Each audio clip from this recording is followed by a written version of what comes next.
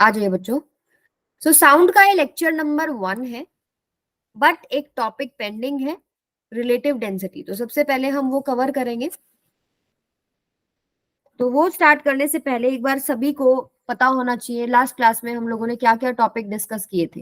Please name them, जितने भी topics हमने डिस्कस किए थे। पहला क्या डिस्कस हुआ था? I think free fall discuss हुआ था, राइट? याद आया कुछ? Yes, ma'am. और जिसमें मंताशा ने बताया था कि फ्री फॉल क्या होता है, क्या होता है बताइए बेटा सभी को। Ma'am, any body falling under the force of gravity only, without any other force like air resistance and friction. Very good. और वहां पर हम इक्वेशंस ऑफ मोशन को यूज करते हैं। एक्सेलरेशन को हम क्या पुट कर देते हैं? जी पुट करते हैं, ठीक है। और साइन कन्वेंशन में हमेशा याद रखिए जी की जो वैल्यू होती है वो हम नेगेटिव लेते हैं जब भी आप साइन कन्वेंशन अप्लाई कर रहे हैं, क्योंकि g always toward centre of earth होता है, ठीक है। इक्वेशन ऑफ मोशन सबको पता है, v is equal to u plus a t, s equals to u t plus half a t square, v square minus u square equals to 2as। Free fall के case में एक ही जगह पर हम क्या पुट करते हैं? जी। और साइन कन्वेंशन आप सभी को पता है, किसी को डाउट हो तो आप मुझे पर्सनली कॉल करेंगे या मैसेज करेंगे, मैं आपको फिर से समझा दूंगी। वैसे जनरल अगर मैं आपको बताऊं, अपवर्ड मोशन के लिए हम लोग पॉजिटिव लेते हैं, डाउनवर्ड मोशन के लिए हम लोग नेगेटिव लेते हैं।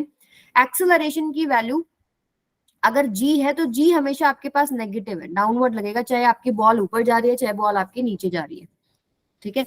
उसके हमने न्यूमेरिकल्स भी डिस्कस किए थे, कुछ आप लोगों के लिए प्रैक्टिस के लिए डाले भी थे मैंने पीपीटी में, तो अगर डाउट रहता है तो आप वो चेक कर लीजिएगा। फिर हमने कैप्लर्स के लॉ पढ़े थे, बताइए कितने लॉज थे? Ma'am, 3. 3 लॉज पढ़े थे, ठीक है, कि इलिप्टिकल ऑर्बिट में होता है, ठीक है। और सन एक फोकाई के ऊपर होता है, इलिप्स जो होता है, इलिप्स के 2 फोकस होते हैं, जिनमें से एक के ऊपर आपके पास क्या होता है? सन होता है, और प्लैनेट इसके अराउंड मूव करता है। सेकेंड लॉ क्या होता है कि एरिया स्वेप्ट जो होता है, मान लीजिए डेल्टा टी टाइम के अंदर जितना एरिया ये यहाँ पर बनाएगा, और डेल्टा टी टाइम के अंदर अगर मैं दूसरी किसी पोजीशन पे ले रही हूँ, मान लो यहाँ से मैंने डेल्टा टी टाइम देखा, तो वो इतना इतना ये और ये एरिया जो बनेगा वो सेम बनेगा, तो एरिया लॉ भी बोलते हैं उसको। और थर्ड हमारे पास एक मैथमेटिकल इक्वेशन थी कि T square is directly proportional to R cube. T क्या होता है? Time period. जो आपके पास प्लैनेट मूव कर रहा है उसका जो टाइम पीरियड है, उसका अगर हम स्क्वायर करें, that is directly proportional to R cube. R क्या था आपके पास? सन से मीन डिस्टेंस था प्लैनेट का। सो ये 3 लॉ हमने डिस्कस किए थे। फिर हमने डिस्कस किया था थ्रस्ट। थ्रस्ट क्या होता है? Any perpendicular force to the surface. मान लीजिए आपके पास ऐसे कोई फोर्स लग रहा है, दिस इज परपेंडिकुलर, मान लो ये सरफेस है, तो आपके पास थ्रस्ट क्या है? फोर्स है दैट इज एक्टिंग परपेंडिकुलर, ठीक है। यहां पर ये फोर्स हो जाएगा। क्या आपके पास ये थ्रस्ट कहलाएगा? ये थ्रस्ट नहीं कहलाएगा, ये No, फोर्स ma'am. ये 90 पे नहीं है। अच्छा, उसके बाद हमने डिस्कस किया था प्रेशर। प्रेशर का Yes. फॉर्मूला बताइए। आप इसको लिख सकते हैं, Ma'am, thrust per unit acting per area. Area, ठीक है। अच्छा, इसके बाद हमने एक टर्म पढ़ा था बायंट फोर्स, जिसका एक बहुत बेहतरीन एग्जाम्पल हम रोज बाथरूम में जब नहाते हैं तो जरूर ऐसे ट्राई कर लेते हैं कि जो डब्बा है उसको उल्टा करके अगर हम डिप उसको जोर लगाते हैं तो हमें महसूस होता है कि डब्बे पे एक फोर्स लग रहा है। तो जो लिक्विड उसके ऊपर फोर्स लगा रहा है उसको आप क्या बोल देते हैं? Buoyant force. इसको हम एफ बी से रिप्रेजेंट करते हैं। फिर हमने डिस्कस किया था आर्किमिडीज प्रिंसिपल। आर्किमिडीज प्रिंसिपल आपको क्या बताता है बेटा? मान लो आपने कुछ भी डिप करने की कोशिश करी, ठीक है, आपने एक थ्रेड से इस बॉल को डिप करने की कोशिश करी, तो यहाँ से जब ये जो बॉल डिप होगा तो कुछ लिक्विड डिस्प्लेस होगा, और अगर मैं उस लिक्विड को कलेक्ट कर लूं, मान लीजिए जैसे ही आप इस बॉल को डिप करेंगे तो यहाँ से ये लिक्विड निकल के बाहर आएगा, क्योंकि यहाँ पर आपने एक होल दे दिया, ठीक है। डिप करोगे तो ये जो पानी ऊपर आएगा वो सारा इसमें से नीचे आ जाएगा। तो जो वॉल्यूम ऑफ डिस्प्लेस्ड वाटर है that is equal to volume of water collected in this beaker. तो यहाँ से ये पाया गया कि जो बायंट फोर्स लगेगा, ये जो लिक्विड है इसके ऊपर फोर्स लगाता है, तो बायंट फोर्स की वैल्यू किसके बराबर होती है? Weight of the liquid displaced. Weight of liquid displaced, सही बताया मैंने? बताइए। Yes, ma'am. चलिए नेक्स्ट पे आ जाइए। ये आप दोबारा से रिवाइज कर लीजिए, क्योंकि बहुत सारे टॉपिक्स हम लोगों ने उस क्लास में डिस्कस किए थे, तो एक बार रिकॉर्डेड वीडियो देख लीजिएगा, नहीं मिले तो मुझे बताना, ठीक है। चलिए अब बात करते हैं हम लोग, एक जो टॉपिक पेंडिंग है वो है आपके पास रिलेटिव डेंसिटी, ठीक है। तो इसको पूरा एक्सप्लेन करने से पहले मैं एक एक्सपेरिमेंट आपको बताती हूँ, ठीक है। हमने लिया एक बीकर, ठीक है। सबसे पहला जो हमने लिक्विड लिया वो हमने लिया है हनी, यहां तक हमने इसमें हनी पॉर किया, ठीक है, this is Honey. Second liquid मैंने इसके अंदर डाला, दैट इज वाटर। ये क्या है आपके पास, वाटर, ठीक है। थर्ड मैंने डाला इसके अंदर कैरोसिन, ये आपके पास क्या है, कैरोसिन। अब मैंने क्या किया, मैंने एक नेल ली, ठीक है। नेल मैंने अगर इसमें डाली तो बॉटम पे आके रुकती है, मैंने इसमें क्या डाली है, एक नेल, नेल सबसे बॉटम पे आ गई है। फिर मैंने डाला इसके अंदर क्या, ग्रेप। ग्रेप कहां पर आके रुक जाता है, यहां पर फ्लोट करता है, दिस इज ग्रेप। उसके बाद मैंने डाला एक प्लास्टिक बॉटल का ढक्कन, ठीक है, कैप ऑफ प्लास्टिक बॉटल, सो वो यहां फ्लोट करने लग जाती है, यहां पर एक मैंने ऐसे राउंड सा कैप लिया, कैप ऑफ बॉटल, ठीक है। एक मैंने टेनिस बॉल ली, तो टेनिस बॉल अगर मैं इसमें डालती हूँ तो टेनिस बॉल यहीं ऊपर रह जाती है। तो कुछ ऑब्जर्वेशंस आपको दिखाई दे रही हैं। पहली ऑब्जर्वेशन क्या है कि ये लिक्विड्स मिक्स क्यों नहीं हो रहे हैं, right, no mixing of liquids. And second observation आपने क्या देखी कि सारे के सारे जो ऑब्जेक्ट्स हैं वो अलग अलग जगह पर फ्लोट कर रहे हैं, all objects floats in different layers. So आपको क्या लगता है इसका रीजन क्या है, रीजन क्या होगा, यस बोले बेटा मंताशा। मैम बिकॉज जो लिक्विड्स हमने उसके अंदर डाले उन सबकी डेंसिटी डिफरेंट है, जैसे कि बिल्कुल, कैरोसिन की डेंसिटी हल्की है, वाटर से स्लो फ्लोट कर रहा है। यस बिल्कुल सही जवाब है, डेंसिटी डिफरेंट है, डेंसिटी आंसर है। तो सबसे पहले आ जाओ, डेंसिटी क्या होती है, डेंसिटी क्या होता है बेटा, हाउ लाइट या how heavy a substance is. General अगर हम मीनिंग देखें तो हमें हैवीनेस या लाइटनेस का महसूस होना वो डेंसिटी है। तो इसको हम मेजर कैसे करते हैं, मास बाय में वॉल्यूम, ठीक है। अगर आपके पास पार्टिकल्स मॉलिक्यूल्स डेंसली पैक मतलब क्लोज हैं, ज्यादा टाइटली पैक्ड हैं, तो हम उसकी डेंसिटी ज्यादा बताते हैं, लूजली पैक्ड है तो डेंसिटी कम बताते हैं, ठीक है। इसको हम रिप्रेजेंट किससे करते हैं, रो से, मास को एम से, वॉल्यूम को वी से हम कर देते हैं, ठीक है। कुछ एग्जाम्पल जैसे कि अगर मैं वाटर की बात करूं तो वाटर की डेंसिटी कितनी होती है, 1 ग्राम पर सेंटीमीटर क्यूब। इसका मतलब क्या है कि अगर मैं वाटर का एक क्यूब लेती हूँ, ठीक है, जिसकी साइड आपके पास क्या है, 1 centimetre, length 1 centimetre, breadth 1 centimetre, height 1 centimetre, यानी अगर इसका वॉल्यूम अगर आप निकालेंगे तो वॉल्यूम आपके पास आएगा 1 सेंटीमीटर क्यूब, ठीक है। सारी 1 1 है, ठीक है, L into B into H करके निकालते हैं ना क्यूब का वॉल्यूम। सो 1 सेंटीमीटर क्यूब का जो मास रहेगा वो 1 ग्राम रहेगा। इसका मतलब होता है ये 1 ग्राम पर सेंटीमीटर क्यूब क्या है कि 1 सेंटीमीटर क्यूब वॉल्यूम का 1 ग्राम मास है। अगर मैं इसको एसआई यूनिट में करूं तो क्या आएगा, 1000 kg पर मीटर क्यूब। यानी अगर मैं वाटर का मीटर क्यूब मतलब वाटर का एक क्यूब लूं जिसका हर साइड जो है वो 1 मीटर का है, तो आपके पास 1 मीटर क्यूब वॉल्यूम बनेगा। तो उसका जो मास रहेगा वो कितना रहता है, 1000 kg रहता है। ये वेरी वेरी इंपॉर्टेंट है, दोनों आपको याद होने चाहिए, ठीक है। अगर कन्वर्जन भी आपको पता हो तो बहुत सारे न्यूमेरिकल्स हो जाते हैं, जैसे 1 ग्राम पर सेंटीमीटर क्यूब में कितना किलोग्राम पर मीटर क्यूब है, 1000 किलोग्राम पर मीटर क्यूब, ये याद होना चाहिए आप लोगों को, ठीक है। इसके बाद हम यहां पर चेक करते हैं, जो हमने लिक्विड्स लिए थे। जैसे अगर मैं हनी की बात करूं तो हनी की डेंसिटी कितनी होती है बेटा? 1.42 1.4 अप्रोक्सीमेटली ले सकते हैं हम, ग्राम पर सेंटीमीटर क्यूब। वाटर की तो हमने अभी डिस्कस करी ही है। केरोसिन की कितनी होती है,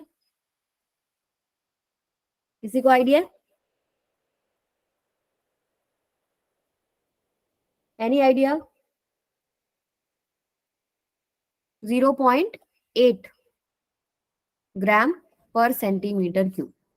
यानी हनी सबसे नीचे है क्योंकि उसकी डेंसिटी सबसे ज्यादा है, 1.4 ग्राम पर सेंटीमीटर क्यूब। ठीक है, और जो लिक्विड्स जिनका डेंसिटी लो है दूसरे लिक्विड के कंपैरिजन में, तो वो उस लिक्विड के ऊपर फ्लोट करता है। जैसे अगर मैं वाटर की बात करूं, वाटर की डेंसिटी है 1 ग्राम पर सेंटीमीटर क्यूब, हनी की थी 1.4 ग्राम पर सेंटीमीटर क्यूब। तो वाटर की डेंसिटी हनी की डेंसिटी से कम है, इसलिए वो उसके ऊपर फ्लोट कर रहा है। ठीक है, उसके बाद कैरोसिन की डेंसिटी वाटर से भी कम है, तो वो उसके ऊपर फ्लोट कर रहा है। यानी अगर आपके पास लिक्विड विद लोअर डेंसिटी है will float on liquid with higher density. तो इसको आप नोट डाउन करके लिख सकते हैं यहाँ पे, liquid with lower density will float on liquid with higher density। ठीक है, तो ये हमें एक ऑब्जर्वेशन जो हमारे पास आई थी कि डिफरेंट डिफरेंट लेयर्स हैं, मिक्स नहीं हो रही है। रीजन डेंसिटी था, और डेंसिटी हमने कंपेयर करके भी देख ली कि जिनकी लो डेंसिटी है वो नीचे है, जिनकी आप सॉरी जिनकी हाई डेंसिटी है वो नीचे है, जो लो डेंसिटी वाले हैं उसके ऊपर फ्लोट कर रहे हैं। ठीक है, सेकेंड ऑब्जर्वेशन हमारे पास क्या थी कि स्टील वाली जो नेल है वो सबसे नीचे आ गई है, ग्रेप यहाँ रह गया है, या आपकी बॉटल जो बॉटल की कैप सॉरी यहाँ रह गई है, और टेनिस बॉल यहाँ रह गई है। इसका रीजन क्या होगा?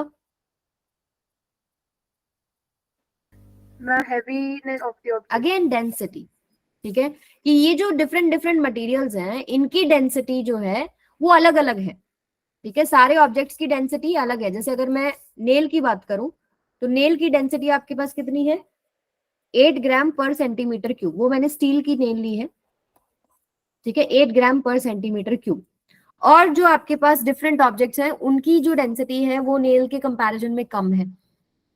अब ये जो आपके पास स्टील की जो नेल थी, लिक्विड की डेंसिटी के साथ भी आप कंपेयर करेंगे। जैसे मान लीजिए मैंने केरोसिन का 0.8 बताया, वाटर का 1 बताया, हनी का 1.4 बताया, और स्टील नेल का कितना है? 8 ग्राम पर सेंटीमीटर क्यूब। तो ऑब्वियस सी बात है उस सब में से पास होके नीचे यहाँ पर आ जाएगी। ठीक है, लेकिन अगर ग्रेप की बात करें उसकी जो डेंसिटी है वो हनी की डेंसिटी से कम है, बट बाकी ऊपर वाले दोनों लिक्विड से ज्यादा है, तो वो यहाँ पर आके सिंक कर गई। ठीक है, हनी के ऊपर फ्लोट कर रही है, लेकिन बाकी ऊपर वालों के कंपैरिजन में उसकी डेंसिटी ज्यादा थी, तो वो यहाँ पर सिंक कर गई, हनी के ऊपर फ्लोट कर रही है। कैप बॉटल की बात करें तो उसकी डेंसिटी जो है हनी एंड वाटर से क्या है? कम है, तो उनके ऊपर फ्लोट करिए, बट कैरोसिन से ज्यादा होती है तो वो उसमें डिप कर गई। और टेनिस बॉल की डेंसिटी सबसे कम है in comparison to all liquids and all objects, तो सबसे ऊपर फ्लोट कर रहा है। सबको समझ में आ गई ये बात? Yes, ma'am. Yes, ma'am. ठीक है, सो यहाँ पर आप लिख भी सकते हैं ऑब्जेक्ट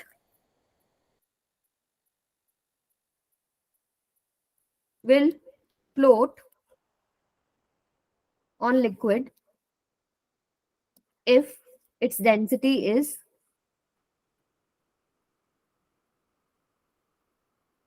less than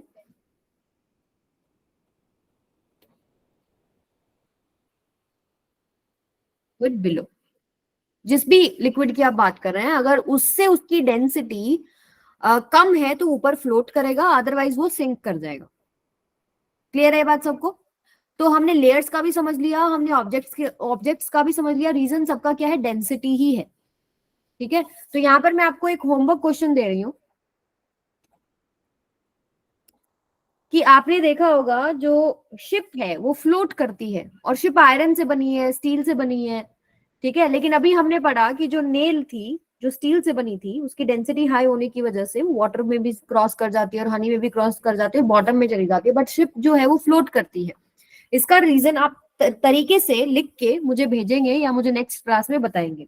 तो मैं यहाँ पर क्वेश्चन आप लोगों के लिए लिख रही हूँ, how does ship float in water while a steel nail sink in water. Iron nail कह लो या आप स्टील नेल कह लो, अगर आप उसकी बात करो वो तो वाटर में डिप कर जाती है, सिंक कर जाएगी, लेकिन शिप जो इसी मटेरियल से बनी है वो फ्लोट करती है। तो इसका रीजन आप मुझे नेक्स्ट क्लास में बताएंगे। अब एक और क्वेश्चन जो पूछा जाता है, ice cube in same beaker will float above which liquid, above which layer या which liquid?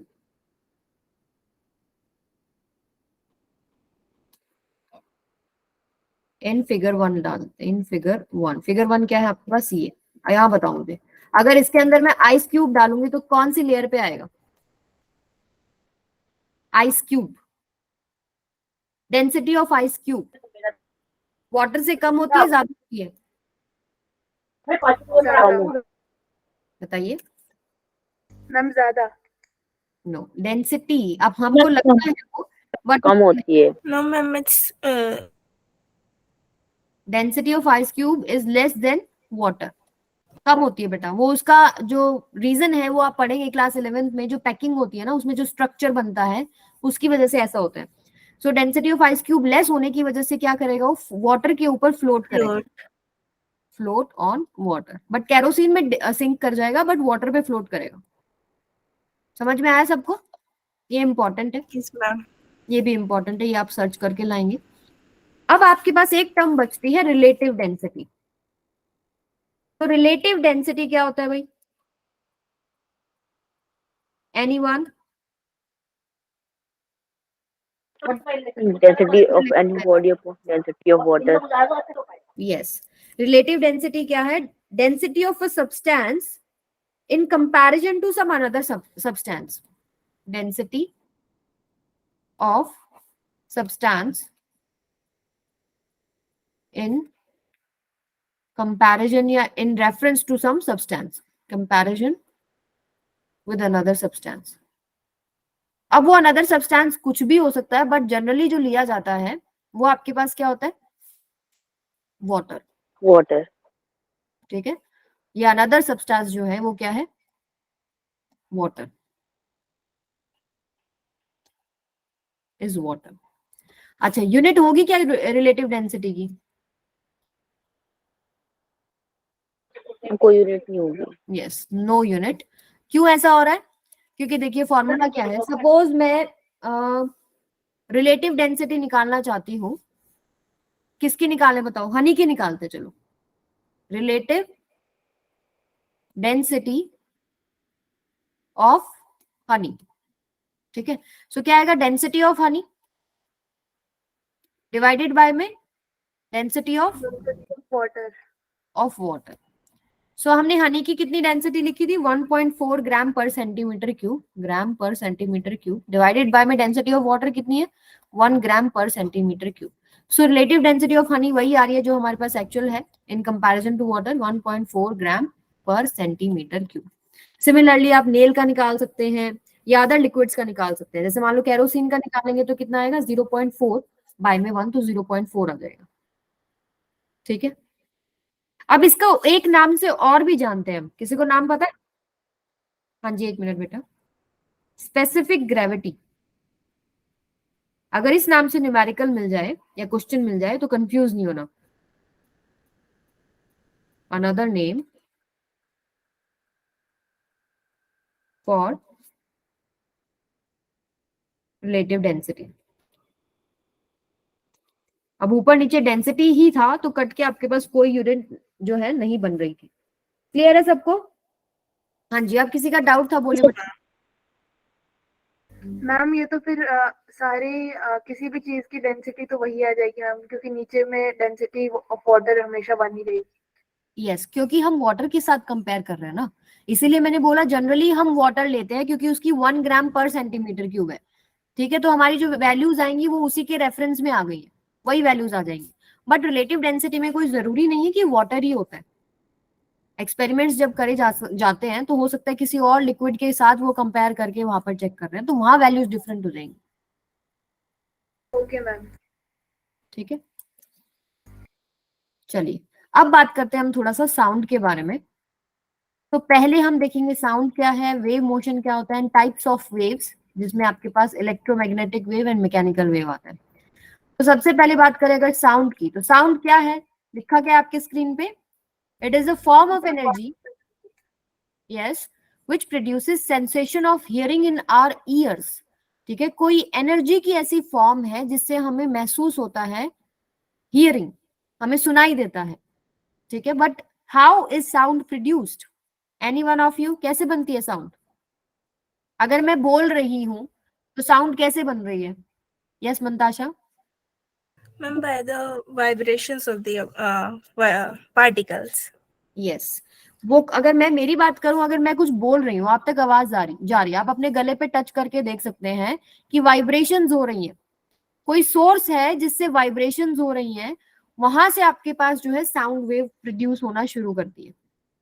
ठीक है, वो कैसे करती है वो भी हम देखेंगे। सो सबसे पहले sound is produced by a vibrating source. Source कुछ भी हो सकता है, जैसे यहाँ पर ये ड्रम बज रहा है, ये भी एक सोर्स हो गया, मैं बोल रही हूँ तो मेरी वोकल कॉर्ड एक सोर्स हो गई, ये बच्चा चिल्ला रहा है तो ये एक सोर्स बन गया, स्पीकर बज रहा है वो एक सोर्स बन गया। ठीक है, उसके बाद sound travels in the form of wave. ठीक है, व्हाट आर वेव्स, ये हम समझते हैं। जैसे आपके पास सी वेव्स होती हैं, तो वेव्स क्या है, अब हम इसको एक पिक्चर से समझेंगे। जैसे 1 2 3 4 बॉल है, अगर मैं यहाँ पर एक बॉल को डिस्टर्ब करती हूँ, फिर दूसरी थर्ड को डिस्टर्ब करती है, थर्ड फोर्थ को डिस्टर्ब करती है, तो एक सिंगल डिस्टर्बेंस होती है आपके पास, क्या, पल्स, इसको बोलते हैं पल्स। एक ने दूसरे को किया, दूसरे ने तीसरे को, तीसरे ने चौथे को, a single disturbance travelling through a medium is a pulse. लेकिन अगर मान लीजिए कॉन्टिन्यूअस डिस्टर्बेंस है, कॉन्टिन्यूअस डिस्टर्बेंस अगर रहेगी तो then particles vibrate continuously. For example मैंने अगर इसको टच किया, 1 ने 2 को किया, 3 ने किया, 4 को किया, देन इस तरीके से आपके पास कॉन्टिन्यूअस डिस्टर्बेंस चल रही है, तो आपके पास क्या बनती है, wave. This continuous motion forms a wave. ठीक है, अब वेव क्या है, wave motion is a mode of transmission of energy through a medium.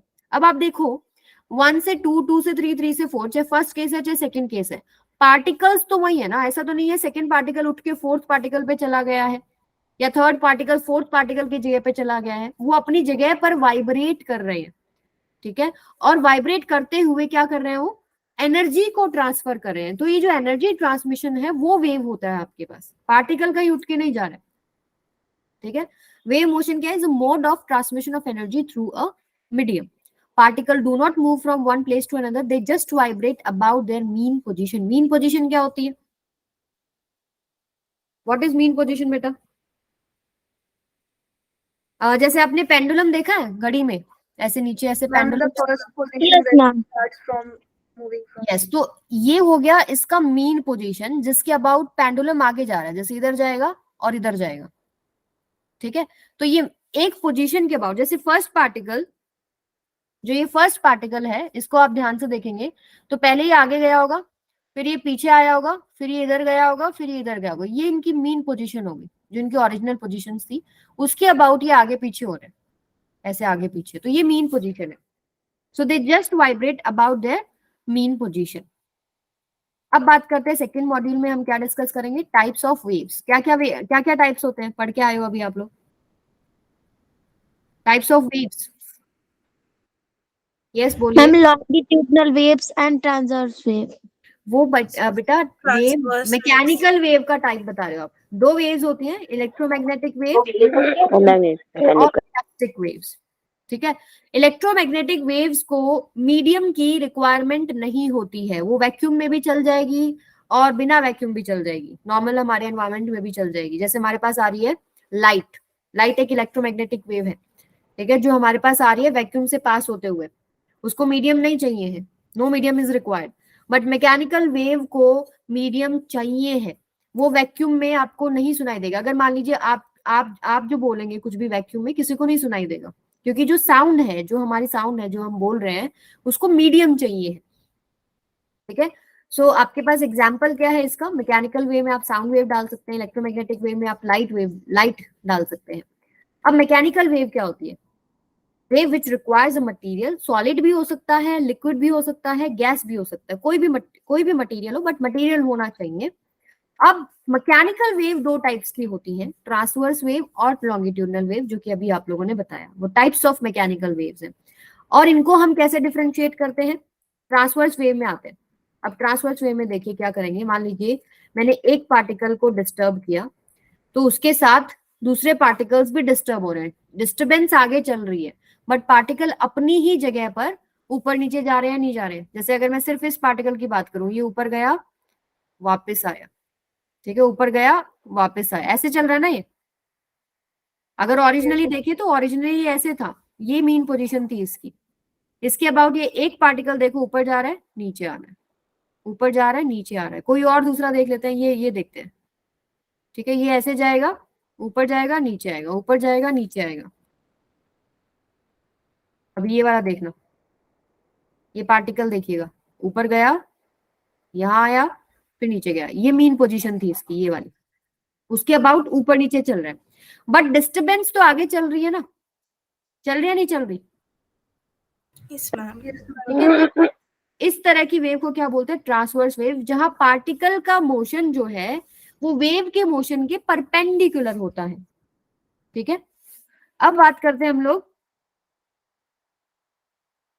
इसी के अंदर दो टर्म्स आती हैं, एक आती है क्रेस्ट और एक आती है ट्रफ। क्रेस्ट क्या होता है आपके पास? जो ये ऊपर बम्प बना होता है ना, मान लो अगर ये इसकी मीन पोजीशन थी जहां से इन्होंने मोशन शुरू किया, तो यहां से ऊपर की तरफ जो ये बम्प बना है, इसको क्या बोलते हैं? क्रस्ट। ऐसा सिमिलर बम्प नीचे बनता है, इसको क्या बोलते हैं? ट्रफ। क्लियर है सबको? Ma'am. अब डायरेक्शन ऑफ ऑसिलेशन अभी मैंने आपको बताया, ऊपर और नीचे हो रहा है, डायरेक्शन ऑफ वेव आगे की तरफ है। इन दोनों के बीच में एंगल देखिए क्या है, 90 डिग्री का एंगल होता है। ठीक है, चलिए अब बात करते हैं इसकी डेफिनेशन की। The particle of medium oscillate. Oscillate क्या होता है? To and fro motion about mean position. To and fro ही हो रहा है ना, ऊपर जा रहा है नीचे आ रहा है, मीन पोजीशन के साथ ऊपर। मीन पोजीशन से एक पार्टिकल ऊपर जाता है, वापस आता है, फिर नीचे जाता है, फिर वापस आता है, तो this is to and fro motion, उसी को ऑसिलेशन कहते हैं। So the particle of medium oscillate about their central or mean position in a direction perpendicular to the propagation of wave. ये बोर्ड के लिए है, इसको वहां पर चिपका दीजिएगा, फुल मार्क्स आएंगे। ठीक है, अब नेक्स्ट पे चलते हैं। अब आपके पास आती है लॉन्गिट्यूडनल वेव। तो जो हम बोल रहे हैं ना sound wave is longitudinal wave. ठीक है, इसी का भी हम एक एग्जांपल ले सकते हैं। अब मैंने क्या किया, इसको आगे पीछे ऐसे मैंने धक्का मारा, मैंने इस पार्टिकल से इस पार्टिकल को धक्का मारा, वो अगले को धक्का मारेगा, वो अगले को धक्का मारेगा, वो अगले को धक्का, और धक्का धक्का धक्का आगे पास हो रहे हैं, तो डिस्टर्बेंस आगे चल रही है ना? यस और no? Yes, ma'am. Disturbance Yes, भी ma'am. आगे है, और वाइब्रेशन जो हो रहा है वो भी इसी की डायरेक्शन में है या नहीं? यस, अपनी मीन पोजीशन के अबाउट। जैसे इस पार्टिकल को लो, वो आगे जा रहा है, पीछे जा रहा है, आगे जा रहा है, पीछे जा रहा है, सो वाइब्रेशन भी उसी डायरेक्शन में है। सो इस तरह की वेव को हम क्या बोलते हैं? Longitudinal wave. ठीक है, अब इसको भी हम देख लेते हैं, इसमें क्या बनता है। जैसे वहां पर हमारे पास क्रस्ट एंड ट्रफ बनता है ट्रांसवर्स वेव में, लॉन्गिट्यूडनल वेव में क्या बनता है? Compression and rarefaction. Yes, rarefaction, compression and rarefaction. जहां ये क्लोज हो जाते हैं उसको क्या बोलते हैं? कंप्रेशन। जहां दूर दूर हो जाते हैं वो रेयरफेक्शन होता है। हाई प्रेशर को कंप्रेशन कहते हैं और लो प्रेशर को कहते हैं रेयरफेक्शन। यस, वो प्रेशर वाला भी हम अभी ग्राफ डिस्कस करेंगे। So longitudinal wave, the particle of medium oscillate about the central और mean position in a direction parallel to the propagation of wave. ये डेफिनेशन हो गई इसकी। अब देखते हैं effect of sound on density and pressure. तो सबसे पहले डेंसिटी की बात करते हैं। ये इक्विडिस्टेंट एयर पार्टिकल्स थे। ठीक है, यहाँ से क्या हुआ, कोई आवाज आएगी, आवाज क्या करेगी? धक्का लगाएगी, यहाँ पर एक फोर्स लगेगा इनके ऊपर, ये आगे वालों को धक्का लगाएंगे, आगे वालों को धक्का लगाएंगे, तो आपको दिख रहे कंप्रेशन रेयरफेक्शंस बन रहे हैं। तो यहाँ पर देखिए, जहाँ कंप्रेशन है वहां डेंसिटी ज्यादा है ना, इधर पार्टिकल्स ज्यादा है। जहाँ रेयरफेक्शन होगा, जहाँ दूर दूर हो जाएंगे, वहां डेंसिटी क्या हो जाएगी? कम हो जाएगी। डेंसिटी क्या होता है? मास पर यूनिट वॉल्यूम। अगर आप सेम वॉल्यूम लेंगे, जैसे मैंने इतना वॉल्यूम लिया, तो यहाँ पर क्या है? मास ज्यादा है। और ऐसा ही अगर डब्बा यहाँ बना हो, तो यहाँ पर यूनिट वॉल्यूम मास कम हो रहा है, राइट? तो आपके पास compression region of high density होता है, पीसी से रिप्रेजेंटेड है, और रेयर फ्रैक्शन आपका रेयर फ्रैक्शन क्या होता है, region of low density, RR से आपका रिप्रेजेंटेड है। Effect of sound on pressure भी आप चेक कर सकते हैं। मान लीजिए आपने यहाँ से फिर से स्पीकर लगाया, तो यहाँ जहां कंप्रेशन बन रहा है ना, वहां पर प्रेशर ज्यादा हो जाता है, फोर्स पर यूनिट एरिया क्या है, ज्यादा है। तो ये कंप्रेशन और rarefaction. High pressure region को क्या बोल रहे हैं, compression, and low pressure region को क्या बोल रहे हैं, रेयर फ्रैक्शन। अब graph for changes in density अगर मैं बनाऊं तो कैसे बनेगा, हाई डेंसिटी, लो डेंसिटी, ऊपर जैसे मैंने अगर एक्स और वाई एक्सिस ले लिया, तो इसके ऊपर क्या है, डेंसिटी है, ऊपर की तरफ है हाई डेंसिटी, नीचे की तरफ लो डेंसिटी। तो इसको देखते हैं कैसे बनेगा, देखिए। अब यहाँ देखो, यहाँ पर आपको दिख रहा है कि दे आर वेरी क्लोज, तो डेंसिटी ज्यादा है, आगे डेंसिटी धीरे धीरे धीरे कम हो रही है, और यहाँ आके डेंसिटी बहुत कम हो जाती है। तो इसको अगर आप प्लॉट करेंगे तो क्या होगा, जहां पर आपके पास डेंसिटी बिल्कुल कम है, ठीक है, वो आपके पास कैसे आएगा, इस तरीके से, ये वाला पॉइंट हो गया, ये वाला, ठीक है। और यहाँ डेंसिटी ज्यादा है, ये बहुत क्लोज है। अगर इन सभी डॉट्स को आप मिलाते हैं ना, तो आपके पास कुछ ऐसे बनेगा। और ये आपको क्या दिख रही है, वेव दिख रही है कि नहीं दिख रही है। Yes, ma'am. डेंसिटी के अगर आप प्रॉपर वैल्यू निकाल के पुट करेंगे तो कंप्रेशंस में ऐसे बढ़ती जाएगी, फिर रेयर फ्रैक्शन के मिडल में आते आते वो घट जाएगी। जैसे यहाँ देखेंगे आप, यहाँ पर नेगेटिव में चली गई, यहाँ नीचे लो डेंसिटी है, यहाँ अप में हाई डेंसिटी है, इधर हाई डेंसिटी है, ये हाई डेंसिटी पॉइंट्स है, ठीक है। और नीचे क्या है, ट्रफ में लो डेंसिटी पॉइंट्स है। क्लियर है। अब यहाँ पर क्या है, डेंसिटी, इनको जीरो जीरो बोल लेंगे हम, ये जो पॉइंट्स है, ठीक है। अब डिफरेंस कर लेते हैं फटाफट between transverse wave and longitudinal wave. Again definition का डिफरेंस हो जाएगा। एक तो आपके पास वेव ऑफ प्रोपगेशन के अलोंग ही मीडियम में अगर पार्टिकल ऑसिलेट कर रहे हैं तो वो लॉन्गिट्यूडनल वेव हो गया, और वेव ऑफ प्रोपगेशन के परपेंडिकुलर अगर करते हैं तो वो ट्रांसवर्स वेव हो जाती है। सेकंड, ट्रांसवर्स वेव में क्रस्ट एंड ट्रफ होता है, लॉन्गिट्यूडनल वेव में क्या होता है आपके पास, कंप्रेशन एंड रेयर फ्रैक्शन। ये दो मेजर डिफरेंस रहेंगे, ठीक है। आप इनको ड्रॉ करके भी दिखा सकते हैं अगर पेपर में आता है।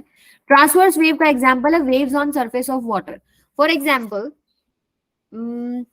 अगर मान लो आपने पानी की कोई भी सोर्स में, मान लो समुंदर हो गया, पॉन्ड हो गया, उसमें आपने क्या किया, पत्थर फेंका। तो अभी कभी आपने नोटिस किया हो तो कि कैसे वो सर्कल जैसे बाहर की तरफ चलते हैं ना, चलते हैं नहीं चलते, वो डिस्टर्बेंस क्या है, वो ट्रांसवर्स वेव। आपको ऊपर नीचे मोशन दिख रहा है, बट पार्टिकल क्या है, वेव जो है वो आगे चल रही है, बट पार्टिकल ऐसे ऊपर नीचे चल रहे होते हैं, वो आपके पास क्या हो जाता है, ट्रांसवर्स वेव। लॉन्गिट्यूडनल वेव क्या होता है आपके पास, साउंड वेव का एग्जांपल हो गया जैसे, ठीक है। इसमें अब कुछ आपके पास इंपॉर्टेंट टर्म्स आती हैं, वेवलेंथ, फ्रीक्वेंसी, एम्पलीट्यूड, ये सब आपको पता है या नहीं पता है, ये बताओ पहले तो।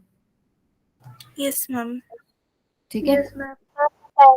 मैं आपको वैसे बता देती हूँ फटाफट। जैसे मान लो ये आपकी एक वेव बनी है, सो अगर आप इसको पूरा आगे तक बना लो, कोई भी दो पॉइंट ले लो, ये ले लो, जैसे मैंने दो क्रस्ट के बीच का डिफरेंस ले लिया, ये क्या आपके पास वेवलेंथ है, या आप ऐसे भी बोल सकते हो, ये पॉइंट और ये पॉइंट, ठीक है, ये भी क्या है, वेवलेंथ ही है। या दो ट्रफ्स के बीच का डिस्टेंस भी वेवलेंथ है। सो कोई भी दो पॉइंट ले लो, फिर आप चाहे उसको स्लाइड करते हुए नीचे लेके जाएंगे तो आपको सेम डिस्टेंस वेवलेंथ का मिल जाएगा। वेवलेंथ आपके पास ये है। और टाइम पीरियड क्या होता है बेटा, व्हाट इज टाइम पीरियड, अगर मैं ये बना मैम Number. कंप्लीट करने में जितना टाइम लगता है। वन ऑसिलेशन या वन साइकिल में जो भी टाइम लग रहा है, ये मान लो आपके पास क्या वेवलेंथ है, इसमें जो टाइम लगेगा उसको आप टाइम पीरियड कहते हैं। फ्रीक्वेंसी क्या होता है, एक सेकंड में कितनी साइकिल्स चली गई, वो क्या है आपके पास, फ्रीक्वेंसी। फ्रीक्वेंसी। ओके, मुझे एक बात बताओ, स्पीड ऑफ वेव कैसे निकालोगे, स्पीड ऑफ वेव, अच्छा स्पीड का एक फॉर्मूला किया है ना, distance by time. Frequency multiply by wavelength. Yes, yes. Distance की जगह देखिए, अब आपको डिस्टेंस कहाँ पता लग रहा है, वेवलेंथ इज डिस्टेंस ना, सो डिस्टेंस की जगह वेवलेंथ कर देते हैं और टाइम की जगह टाइम पीरियड कर देते हैं, तो ये आपके पास स्पीड ऑफ वेव है। But this is not famous relationship. Frequency और टाइम पीरियड के बीच में एक रिलेशनशिप होता है, 1 बाय में t। Frequency is equal to 1 by में t। तो ये 1 बाय t को हम फ्रीक्वेंसी पुट कर देते हैं, फ्रीक्वेंसी को रिप्रेजेंट करते हैं इस तरीके से, इसको न्यू बोलते हैं। तो v is equal to lambda nu. ठीक है, दिस यस इज मैम। ठीक है। अच्छा, कुछ कैरेक्टरिस्टिक्स और होती हैं आपके पास, जैसे कि पिच हो गया। पिच से आप क्या समझते हो? पिच हो गया, लाउडनेस हो गया, टिम्बर हो गया, इंटेंसिटी हो गया। Pitch, loudness, timbre and intensity. इन सभी के डिफरेंसेस जो हैं वो आप लिखेंगे कॉपी के अंदर। ठीक है, ये आपका होमवर्क है, अभी नहीं बताना। सभी आप सर्च करेंगे पिच में कौन सी जो वेरिएबल है डिपेंड करती है, जैसे फ्रीक्वेंसी पे डिपेंड करता है, लैम्डा पे, टाइम पीरियड पे, एम्पलीट्यूड पे। Object producing sound, type of object producing sound. Okay, तो ये आप सारे मुझे नेक्स्ट क्लास में, शुरुआत हम इसी से करेंगे, पिच, लाउडनेस, टिम्बर, इंटेंसिटी, इन पे सवाल जरूर जरूर आएगा। ठीक है, मैम टिम्बर भी होता है। देखो मैं आपको, चलो मैं बता देती हूँ, तुम लोगों की क्यूरियोसिटी इतनी ज्यादा हो रही है। टिम्बर क्या होता है? Quality of sound. जैसे मान लीजिए हर एक ऑब्जेक्ट की अपनी साउंड है, ठीक है, जैसे कोई भी आपके क्लास में, आप सभी जितने भी बच्चे, सबकी साउंड अलग है ना, क्योंकि हमारा जो वोकल कोड है उसका डिजाइन सबका सेम नहीं होता। ठीक है, सोर्स क्या है? हमारा वोकल कोड है। जैसे हम कुछ भी बोल रहे हैं तो सोर्स क्या है? वोकल कोड है। सबका डिजाइन अलग है। कोई भी इंस्ट्रूमेंट बन रहा है, सितार, गिटार, ड्रम, सबका डिजाइन अलग है, तो सबकी जो क्वालिटी ऑफ साउंड है वो अलग होती है। ठीक है, इंटेंसिटी क्या होता है? Energy per unit area by time. तो डीजे भैया जब गाना बजाते हैं तो उनको इतना प्रॉब्लम नहीं होती। अगर मान लो वो आधा घंटा पीछे खड़े होकर आप लोगों के लिए गाना बजा रहे हैं और आप लोग डांस कर रहे हैं, सो उनको इतना इफेक्ट नहीं आता। बट आप स्पीकर के आगे खड़े होके अगर डांस करें आधा घंटा, तो कान फट जाते हैं ना, सुनना बंद हो जाता है। तो वो क्या है? क्योंकि आपको एनर्जी जो है per unit area, per unit time ज्यादा मिली। और आपको पता है कि वेव क्या है? Wave is a disturbance, energy है वो जो ट्रांसफर होती है एक जगह से दूसरी जगह पर। तो आपके कानों तक एनर्जी ज्यादा पहुंच रही है इन कंपैरिजन टू डीजे वाले भैया। ठीक है, तो ये इंटेंसिटी होता है, energy per unit area bye में टाइम। लाउडनेस में एक टर्म आता है, एम्पलीट्यूड पे डिपेंड करता है। एम्पलीट्यूड क्या होता है? जो ये मीन पोजीशन से जितना ऊपर गया है ना, कोई भी वाइब्रेशन जो हो रहा है, मान लो एक पार्टिकल इधर से वाइब्रेट होके इधर गया, ठीक है, फिर वापस आया, इधर से वाइब्रेट होके इधर वापस आया, तो ये जो इसने मैक्सिमम डिस्प्लेसमेंट किया है वो क्या होता है आपके पास? एम्पलीट्यूड। हो सकता है ऊपर कर रहा हूं, ऊपर जाके नीचे आ रहा हूं, सो ये मीन पोजीशन से कितना ऊपर नीचे जाता है इसको एम्पलीट्यूड बोलते हैं। तो मैं धीरे बोल रही हूँ तो एम्पलीट्यूड कम होता है, सो वेव कुछ ऐसे बन जाएगी, ऐसे थोड़ी सी फ्लैट। अगर मैं ज्यादा जोर से बोलूंगी, दम लगा के बोलूंगी, तो एम्पलीट्यूड ज्यादा होगा। ठीक है, तो लाउडनेस एम्पलीट्यूड पे डिपेंड करती है। पिच जो है, जैसे कि फीमेल और मेल की आप वॉइस कंपेयर कर सकते हैं। फीमेल की थोड़ी पतली होती है ना, इसमें श्रिलनेस ज्यादा होती है। ठीक है, पतली पतली आवाज होती है। तो इसमें क्या, इसको पता कैसे लगता है? जैसे मेल हो गया, मेल जो कुछ बोलता है उसकी जो वॉइस है थोड़ी सी लो होती है, क्योंकि जो वोकल कॉर्ड में वाइब्रेशंस होती हैं तो वहां पर इफेक्ट होता है, अलग अलग चीजें होती है वहां पर, तो उनका वाइब्रेशन थोड़ा स्लो होता है, लेकिन फीमेल्स में वाइब्रेशन फास्ट होता है। तो ये डिपेंड किस पे करता है? फ्रीक्वेंसी पे डिपेंड करता है। ठीक है, जो ये सारी चीजों के ऊपर आपके क्वेश्चन आते हैं। इवन अभी भी मैंने एक हरियाणा का एक टेस्ट हुआ था जिसमें बच्चों को हमने लेना था इसके लिए, प्रोग्राम के लिए, तो उनके लिए हमने यहाँ पर एक सवाल बनाया हुआ था कि इनमें से लाउडनेस पे क्या डिपेंड करता है, ठीक है, या एम्पलीट्यूड किस पे, एम्पलीट्यूड कौन सी प्रॉपर्टी को बताता है, या क्वालिटी ऑफ साउंड कौन सी प्रॉपर्टी को बताता है। तो इस तरह के क्वेश्चन पूछे जाते हैं। क्लियर है सबको? इंटेंसिटी की यूनिट क्या होती है? डेसिबल, जिसको हम डीबी से रिप्रेजेंट करते हैं। This is decibel. तो ये बहुत सारी इंपॉर्टेंट बातें मैंने यहाँ पर बताई हैं, आप स्क्रीनशॉट भी ले सकते हैं। कोई दिक्कत हो तो मुझसे पूछ लीजिएगा बेटा। अब हम चलते हैं एक दो क्वेश्चन के ऊपर। Why are sound waves called mechanical waves? बताइए। यस, बोलो Alisha. Ma'am, maybe because they produce vibrations.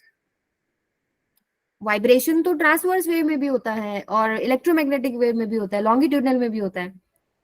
The way they propagate, कैसे वो प्रोपेगेट कर रहे हैं। जैसे कि sound wave are called mechanical wave because सबसे पहली बात मैकेनिकल वेव वो होती है जिसको मीडियम चाहिए, ठीक है, सॉलिड हो, लिक्विड हो, गैस हो, इसलिए उसको मैकेनिकल वेव बोलते हैं। उसके बाद sound waves involve vibration of particle of the medium through which they travel, ठीक है। The way they which vibrate वो हमारे पास आ जाता है transverse and longitudinal. So corrected, आपने सही बताया, yes vibration, sound waves involves vibration of particles of medium through which they travel. Vibration हो रहा है पार्टिकल्स का और मीडियम चाहिए है, इसलिए हम उसको क्या बोलते हैं, मैकेनिकल वेव। अच्छा, अगर मान लीजिए हाफ द वेवलेंथ निकालना हो इसके अंदर, तो कहां तक होगा हाफ वेवलेंथ? यस बोलो बेटा। Ma'am BD। BD, yes BD भी आप बोल सकते हैं, ठीक है। आप AC भी बोल सकते हैं या आप CEB बोल सकते हैं। ये पूरा डिस्टेंस क्या है, लैम्डा है। तो इस डिस्टेंस को अगर मैं इक्वली काटती हूँ, मान लीजिए आधी वेव मैंने इधर से काट दी, आधी इधर से काट दी, ये मैंने कितना काट दिया, λ/4 काट दिया, λ/4 इधर से काट दिया, दोनों को ऐड करेंगे λ/2 काट दिया ना, तो ये डिस्टेंस बन गया। या फिर आप सिंपली ऐसे भी कर सकते हो, पूरी आपको साइकिल बना रखी हो ना, तो आप क्रस्ट ट्रफ अलग कर दो, ये आधा हो जाएगा λ/2।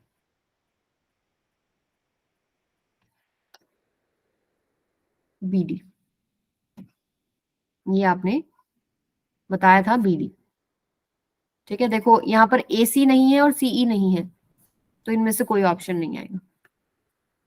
अब मॉड्यूल नंबर 3 में क्या है, propagation of sound through air and sound can not travel through vacuum. So ये हम नेक्स्ट क्लास में डिस्कस करते हैं बेटा, या अभी करना है? मैम टाइम हो right गया। now। चलो हैंड रेज करो जिसको अभी आगे करना है, या हैंड रेज करो अभी, चलो। So out of 15 students 2 only, so next class में करते हैं, ठीक है। Okay ma'am. Okay, ma'am. वैसे मैं इसको ऐड कर दूंगी आपकी PPT में, आप स्टेप बाय स्टेप खुद भी देख सकते हो, और हम फटाफट इसको रिवाइज भी कर लेंगे नेक्स्ट क्लास में, क्योंकि अब हमारे पास 2 ही लेक्चर आई थिंक और आएंगे, तो 2 लेक्चर में हमको निपटाना है, इसको कंप्लीट करना है। तो आप अपनी तरफ से एक बार इसको देख लीजिएगा, rest we will complete in next class. Thank you ma'am, have a nice day. Thank you ma'am. Thank you ma'am, have a nice day. Same to you बच्चों, same to you. Bye, module ma'am. Have a nice day. Have a good day. Same to you बेटा, same to you. Any other problem? No ma'am, bye. Bye bye. Bye, ma'am. Bye बच्चों, bye Bye, ma'am. Bye बेटा, bye.